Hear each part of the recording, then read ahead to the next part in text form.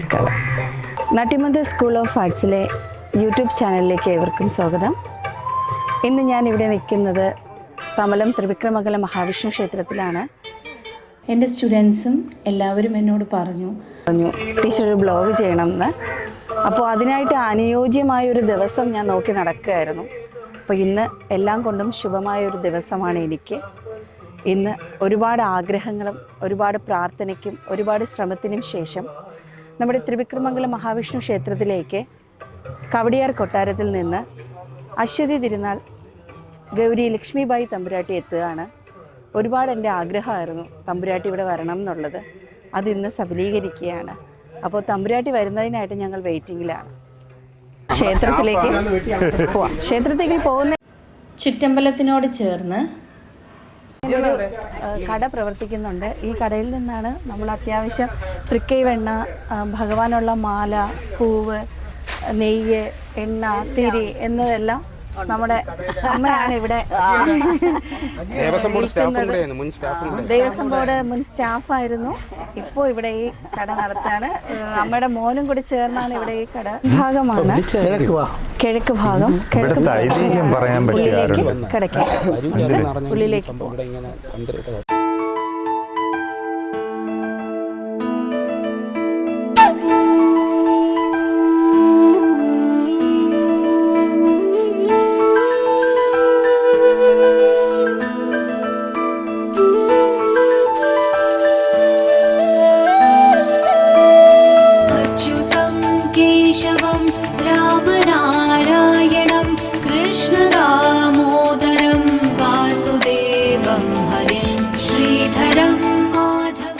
ശ്രീകോവിൽ ദർശനം കഴിഞ്ഞാൽ അടുത്തത് വരുന്നത് ശിവൻ, ഗണപതി, ശിവഭഗവാനും അയ്യപ്പ ഭഗവാനും ഗണപതി ഭഗവാനും ഒക്കെ ഇരിക്കുന്ന തൊട്ടടുത്ത നടയിലാണ്. അവിടെയും തൊഴുത് കഴിഞ്ഞ് ഇതിപ്പോൾ നമ്മൾ ചുറ്റമ്പലം വെച്ചുകൊണ്ടിരിക്കുകയാണ്. ഭഗവാന്റെ ചുറ്റമ്പലമാണ് നമ്മൾ ഈ കാണുന്നത്. ഇവിടെയായിരുന്നു നേരത്തെ, ഈ സ്ഥലത്തായിരുന്നു നേരത്തെ നാഗർ പ്രതിഷ്ഠ വച്ചിരുന്നത്. ഇപ്പോഴാണത് പുറത്തേക്ക് മാറ്റിയത്. ഇവിടെ നിന്ന് നേരെ നോക്കിയാൽ ഭഗവാൻ ഉദിച്ചു നിൽക്കുന്നത് നമുക്ക് കാണാം.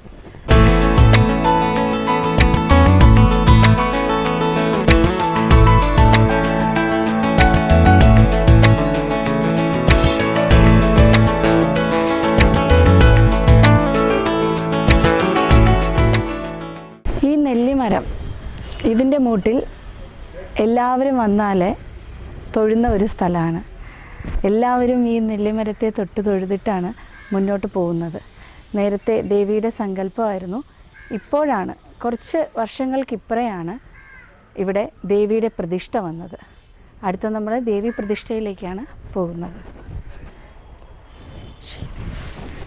പ്രതിഷ്ഠകളും ശ്രീകോവിലും ഒന്നും നമുക്ക് എടുക്കാനുള്ള അധികാരമില്ല, അതിന് സമ്മതിക്കില്ല. അപ്പോൾ അതുകൊണ്ടാണ് നമ്മൾ പ്രതിഷ്ഠകളൊന്നും കാണിക്കാതെ പോകുന്നത്. ഈ ക്ഷേത്രത്തിൻ്റെ കൊത്തുപണികളും രൂപവും ഭംഗിയും എല്ലാം കണ്ടു കഴിഞ്ഞാൽ നിങ്ങൾക്ക് തന്നെ മനസ്സിലാവുന്നുണ്ട്, നമ്മുടെ പത്മനാഭസ്വാമി ക്ഷേത്രത്തിൽ എന്നതുപോലെ ക്ഷേത്രത്തിൻ്റെ ഒരു രൂപചൈതന്യമാണ് ഇവിടെയുള്ളത്. കൊട്ടാരം പുറത്തുനിന്ന് കാണുന്നവർക്ക് പെട്ടെന്നൊരു കൊട്ടാരത്തിനുള്ളിലുള്ള ക്ഷേത്രം എന്നൊക്കെ നമുക്ക് ഫീൽ ചെയ്യും. അപ്പോൾ അവിടുത്തെ ഒരു രൂപഭംഗി തന്നെയാണ് ഇവിടെ ഭഗവാന്റെ ഈ ഒരു ചുറ്റമ്പലത്തിലും ഉള്ളത്.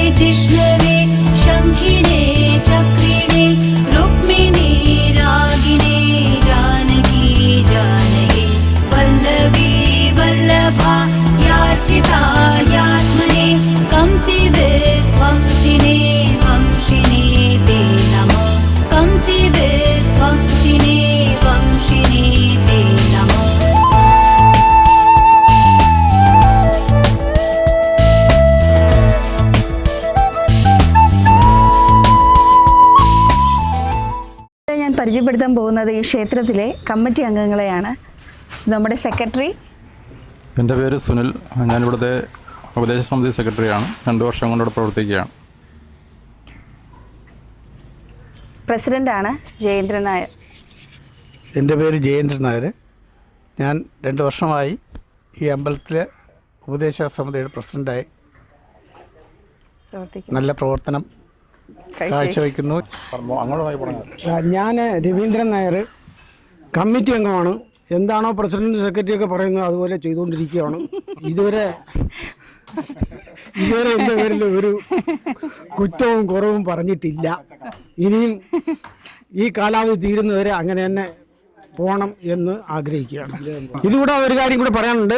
ഞാനൊരു എക്സ് സർവീസ്മാനും കൂടെയാണ്. ഞങ്ങളുടെ ഇവിടെയുള്ള സൈനിക കൂട്ടായ്മ എല്ലാ സ്ഥലത്തുള്ളവരും ചേർന്നിട്ട് ഒരു പല്ലക്ക് നിർമ്മിക്കുകയും ഗരുഡവാഹനം അതിലെടുക്കുകയും അതനുസരിച്ച് ഞങ്ങൾ സമർപ്പിക്കുകയും ചെയ്തിട്ടുണ്ട്. അതിനെ എല്ലാവരും വളരെ കാര്യമായിട്ട് അപ്രീഷിയേറ്റ് ചെയ്തിട്ടുമുണ്ട്.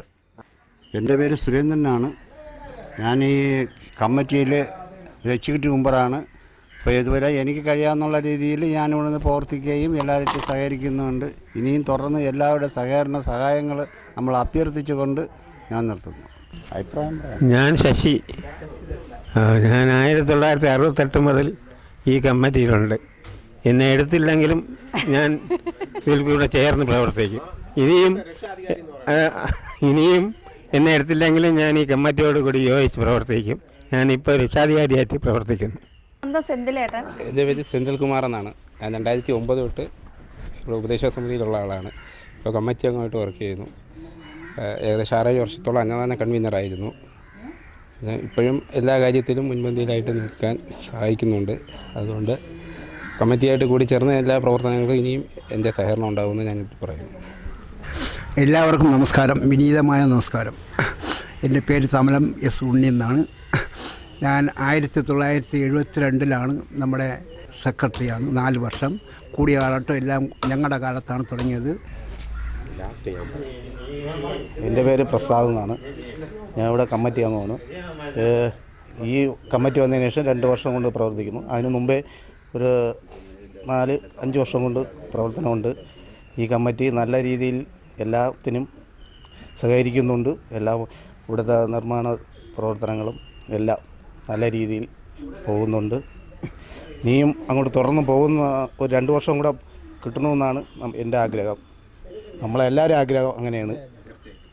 തീർച്ചയായിട്ടും 2 വർഷം കൂടെ പോയി കഴിഞ്ഞാൽ ഇത്തിരി കൂടെ നമ്മളിവിടെ ഇതിൻ്റെ പരിപാടികളൊക്കെ ഇത്തിരി കൂടെ കൂട്ടി വരുന്നതാണ്. ഞാൻ അനിൽകുമാറാണ്. ഇവിടുത്തെ ക്ഷേത്രത്തിലെ പൂജാ കൺവീനറാണ്. കുറച്ച് വർഷം കൊണ്ട് തന്നെ ക്ഷേത്രത്തിലുള്ള കാര്യങ്ങൾക്കെല്ലാം എല്ലാത്തിനും സഹകരിച്ചു ഏത് രീതിയിലും ഞാൻ സഹകരിക്കുകയാണ്. നമസ്കാരം, എൻ്റെ പേര് രതീഷ്. എനിക്ക് 60 കാലം പോലും ഞാൻ അമ്പലത്തിൽ വരാറുണ്ട്. പിന്നെ ഈ അമ്പലത്തിൽ ഇപ്പം ഈ ഉപദേശ സമിതിയായിട്ട് കൂടുന്നത് ഈ അടുത്താണ്. അത് എനിക്ക് കുഞ്ഞിനെ അറിയാം, നമ്മുടെ സെക്രട്ടറിയെ.